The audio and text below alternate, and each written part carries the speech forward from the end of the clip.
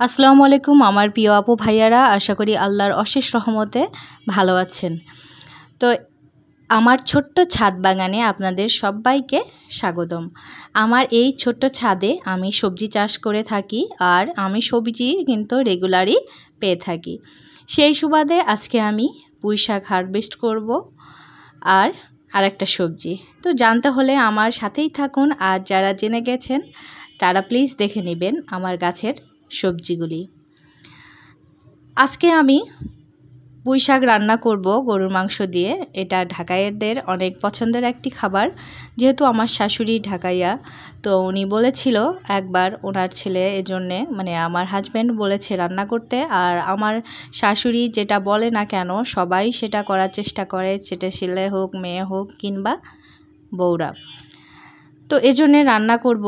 তবে আমার হাজব্যান্ডটা তেমন অতটা পছন্দ করে না, তার শুধুমাত্র গরুর মাংস শুধু খেতেই ভালো লাগে, সর্বোচ্চ আলু দিয়ে, তাছাড়া আর কোনো কিছু দিয়ে খেতে চায় না। তার গরুর মাংস অনেক পছন্দ।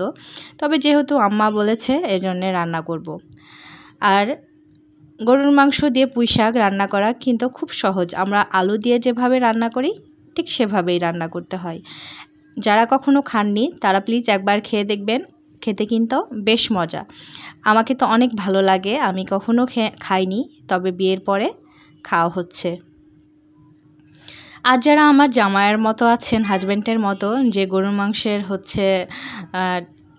শুধু কিংবা আলু দিয়েই খেতে পছন্দ করেন, তারা একটু পরিমাণে বেশি চর্বি আর অল্প কিছু মাংস দিয়েও রান্না করতে পারেন।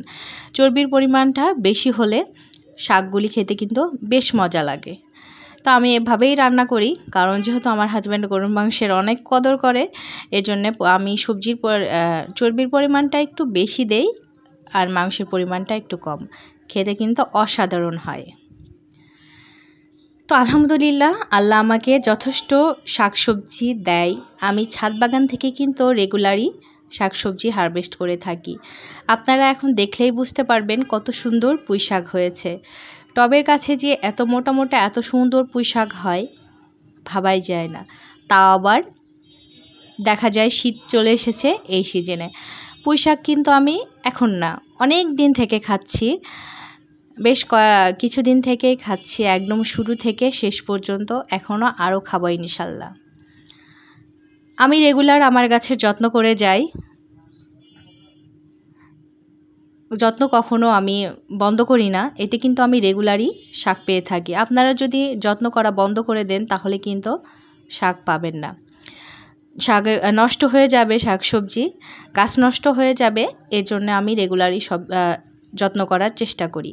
আর এই যে দেখেন কত বড় একটা সাজনা, এটা ঝরে যায় নাই, ছিঁড়ে গেছে। কালকে আমি আমার গাফলতির কারণে তাড়াতাড়ি ছাদে থেকে চলে গেছিলাম, হয়তো বা ঘুড়ির সোধায় আটকে সাজনাটা ছিঁড়ে গেছে। এই থোকায় 3টা ছিল, ওইখান থেকে একটা ঝরে গেছে। আমার একটু অবহেলার কারণেই কিন্তু সাজনাটা ঝরে গেছে, যদিও আমার রিজিকে ছিল না এর জন্যে, তবে চেষ্টা করলে তো পারতাম আটকাতে। আর আমার বেগুন গাছটাই প্রথম 2টা ফুল ফুটেছে, সম্ভবত এটা গোল সবুজ বেগুন দেখে মনে হচ্ছে ফুলগুলি।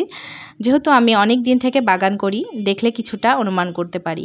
আর এই যে দেখেন মাশাল্লাহ মাশাল্লাহ কত সুন্দর হয়ে করলা ঝুলে আছে এক জায়গায়। এমন একটা যদি ছোট্ট সবজি বাগান থাকে তাহলে মন্দ হয় না, কিন্তু আপনারাও করতে পারেন আমার মতো এরকম সবজি বাগান। খুব আনন্দ পাওয়া যায়। আমি তো এখান থেকে সরতেই কাটতে ইচ্ছা করছিল না, বসে বসে দেখছিলাম। আর কখন যে আমি ভিডিও করতে করতে দেখতে দেখতে ছাদের কিনারা এসে গেছি আমি কিন্তু ভাবতেই পারিনি। বাসায় আসার পরে যখন ভিডিওটা দেখেছি তখন কিন্তু আমার মাথায় হুঁশ এসেছে যে এটা আমি কি করেছি। একদম টবের কিনারায় বসেছিলাম। তো যাই হোক, করলাগুলি দেখে কিন্তু আমার মনটা ভরে গেছে। আলিফের বাবা পুরোটাই সবগুলি নিয়ে যেতে বলেছিল, তো আমি আবার কয়েকটা রেখে দিয়েছি যেগুলো একটু বেশি ছোট, পরিমাণে বেশি হয়ে যাবে। আর এত বেশি তো রান্না করা হবে না, এজন্যে কিন্তু আমি সবগুলোই নিয়ে যাব। 3টা করলাই হাত ভরে গেছে। 4র্থ নাম্বার করলা ছিঁড়তে পারছি না। আসলে মাশাল্লাহ এত সুন্দর হয়েছে। আর এই সাইজের এই জাতের করলা কিন্তু খেতে বেশ মজা।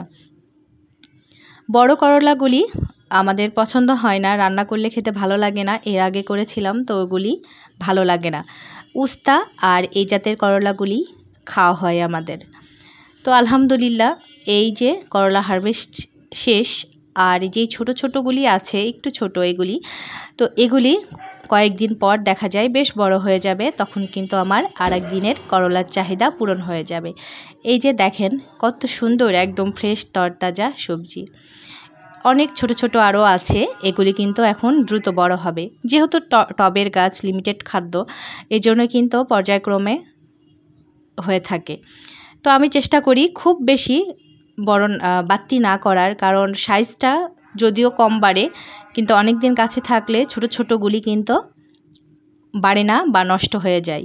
আর বেশি বয়স হয়ে গেলে দেখা যায় বিচিগুলি তো ফেলেই দিতে হয়, কারণ আমার ঘরে বিচি কেউ খায় না। এজন্যে আমি একটু কচি খাওয়ারই চেষ্টা করি, খাওয়ার উপযুক্ত হলে আর কি। তো আমার হারভেস্টিং আজকের শেষ। আপনাদের কেমন লেগেছে অবশ্যই কমেন্ট করে জানাবেন, আর প্লিজ শেয়ার করে দিবেন।